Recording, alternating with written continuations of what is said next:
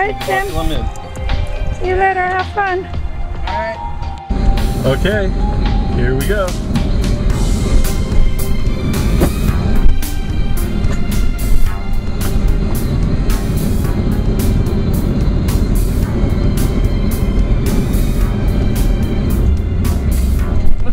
Whoa, this thing gets off the blocks pretty quick.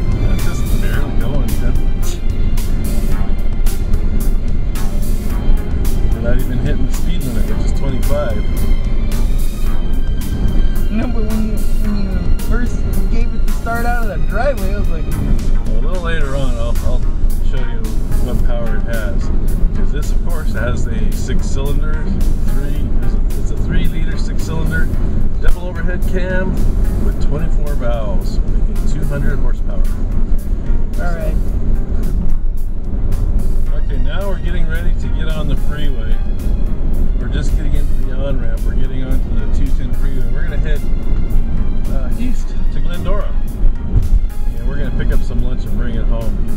Ready, Tim? Yeah. Okay.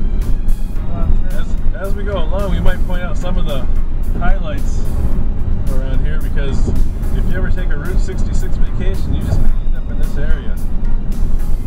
Of course, one of our big landmarks is just up ahead on the right there. That is the Miller Brewery in Irwindale. That used to be the site of Irwindale Raceway, a famous drag strip, but they tore it out and they put in the brewery, which now makes Miller, and I believe they make Low, I don't think they make Low and Brown anymore, but they make the Miller Genuine Draft, Light, and of course, I don't know if you saw it, but on the other side of the freeway, Budweiser always has a billboard across the way to make sure that they know that Miller's not the only beer you can drink.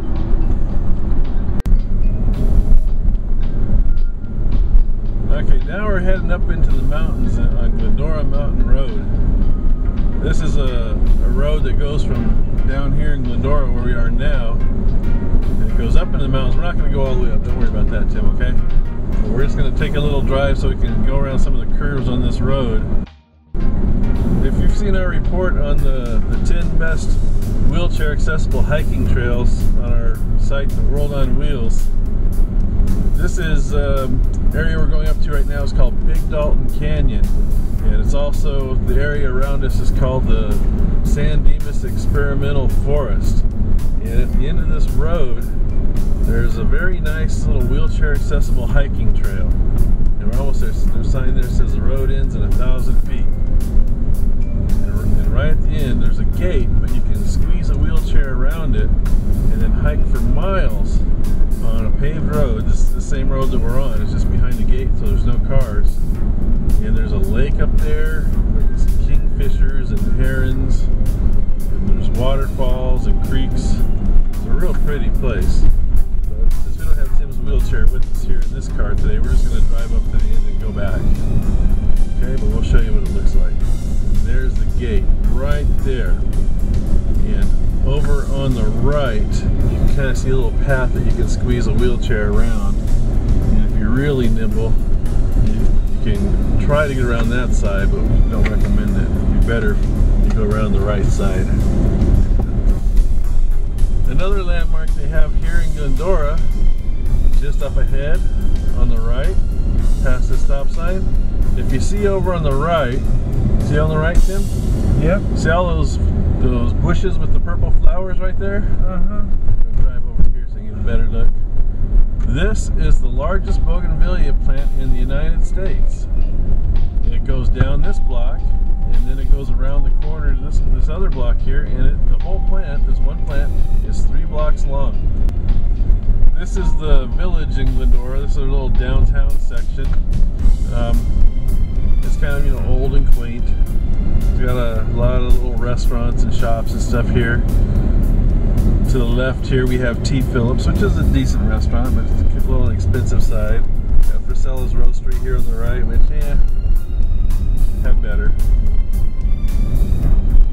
And then all little shops, and they have the lollipop-shaped trees. Domenico's here on the left is some pretty darn good pizza. Oh, now that we've had a little drive up in the hills, we're actually going to turn onto Route 66 here. So if you've seen our Route 66 report on the World on Wheels, this is Route 66 here through San Gabriel Valley. We're here in Glendora, and there's a couple of little spots here. You just missed the Golden Spur. That's behind us. That's a roadhouse here. But on the left here is the Continental, one of the few Basque restaurants left here in California, at least in this part of California. I think we have 3 left. We have one in La Fuente, one in Chino, and then one here in Glendora. And then another classic place to eat is just up ahead, and that's where me and Tim are going to go in and grab some lunch right now. That would be the Hat, which is world famous for their pastrami. And it's just a great place to go and have food and hang out. So here we're coming up to the Hat, which is this building right up on the right. Of course, everybody wants to turn in there because that's where the good food is. And we're just going to cruise through here. Since we don't have Tim's wheelchair, we're just going to go through the drive-thru today.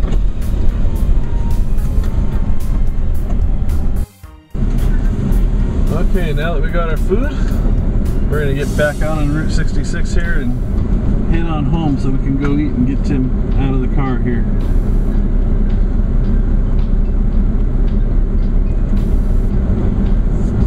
A couple of other good places to eat if you're here along Route 66 on your travels. Up here on the left at this signal is Flappy Jack's Pancake House, which is very popular for breakfast and lunch, especially breakfast. There's right now, I can look over there and there's probably about, no, maybe 10 people out front, but if you come here on a Sunday morning, there'll be 200 people out there waiting. And then in this other shopping center here on the left is Petrillo's Pizza. You like Petrillo's, Tim? Yeah. Yeah, good. Good pizza. What else was Route 66 known for, Tim?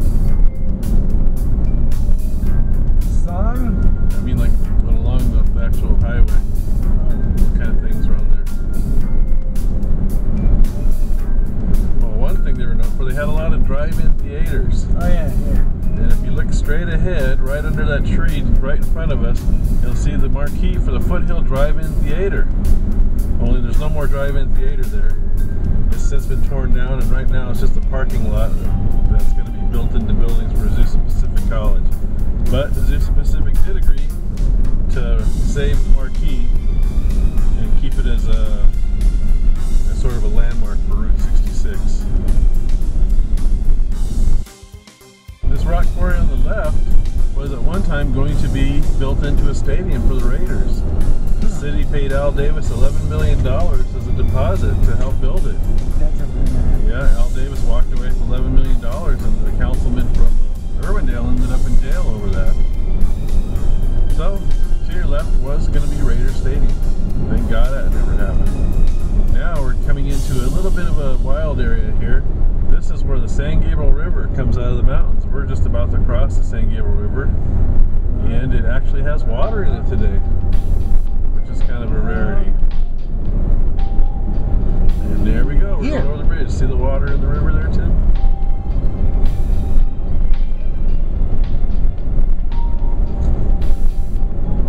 And now we go across the river. Now we are in Dewarty. And now the name of the street is still Route 66, but now it changes the name to Huntington Drive. And just to the left here, we just passed the Justice Brothers Auto Museum. If you ever want to see a really good car museum, that's the one to see. Open Monday through Friday, and the cost is how much to get into? I'm guessing free. It's free. And they have some very historic cars there. Some Indy winners, some PHRA ones, and if you're real lucky, they'll let you see Ed Justice's special coffee table that he had built out of a drag racing. Ed is no longer with us. He died last year, but he left us that great